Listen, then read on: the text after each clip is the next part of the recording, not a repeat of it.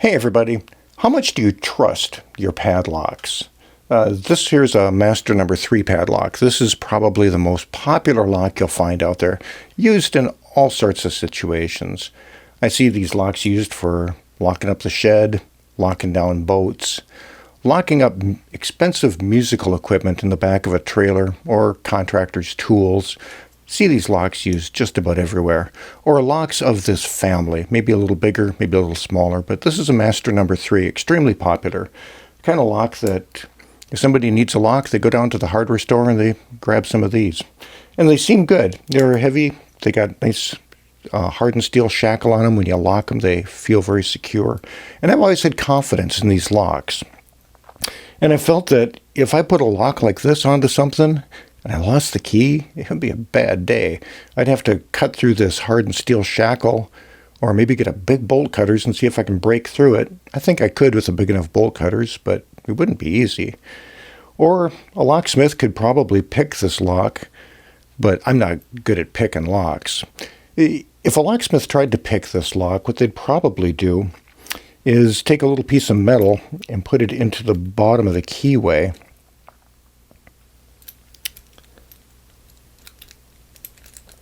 Like so. Am I in there? Get him to go in. Okay. There we are.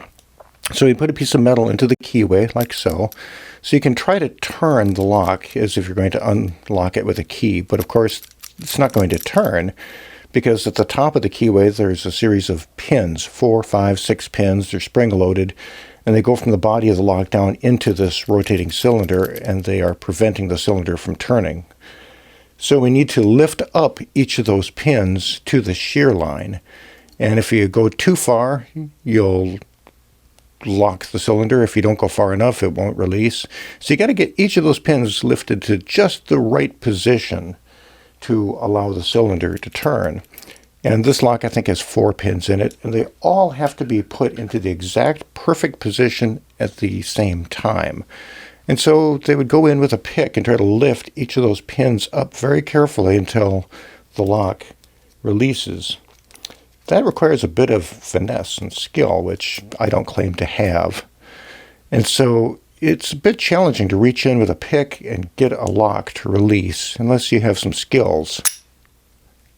But I did it in just a moment with this lock. Let's try that again. So it's all locked up. I can't turn the cylinder. And I just reach in with this pick. If I can get in there. Find the pins. Where are the pins? They're in there somewhere. There's some pins in there somewhere.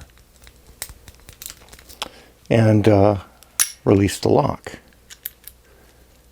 That could be a fluke, though. I mean, I'm not very good at this. So I lock it up. It's locked again. And you just reach in and rake those pins a little bit, and the lock will open right up. Well, 3 times in a row. It just took me a couple seconds each time. So 4 times in a row. So as you can see, it's not that difficult to bypass a master number 3 lock with minimal skills. I'm not an advanced locksmith by any means. So that makes me think that I don't have a whole lot of confidence in these locks for securing anything of real value.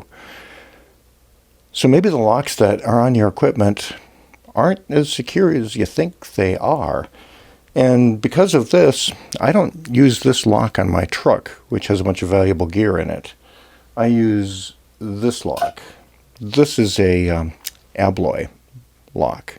And this is a high security lock. This is a little more expensive than the other lock, but it's a whole lot more difficult to get opened. It's not a pin cylinder type lock. This is a disc cylinder lock. So there's a series of discs that need to be rotated to the exact correct position. And there's a whole bunch of discs in here, like a dozen of them or so. And so this lock is far, far more secure than that master lock. And I'm not here to promote any particular lock. In fact, I would suggest that if you have something valuable that you want to lock up, consider the quality of your locks. And don't just grab that cheap hardware store lock. I'd go to a locksmith and ask the locksmith for a padlock that is actually secure, that they would trust their valuables with. And likewise, the locks on your home are made out of the same kind of technology as inside of this inexpensive master lock in most cases. And many of those lesser expensive locks on doors in your home may be as easily jimmied open as this is.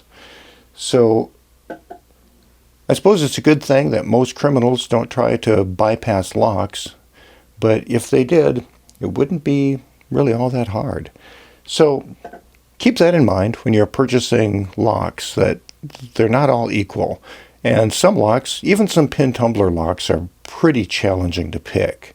But many of them, like this laminated master lock and its similar cousins, can be fairly easily bypassed by low-talent individuals, such as myself. So I hope that's an informative tip for you, and I hope that you take your security seriously and choose quality locking hardware that really delivers on the promise of security.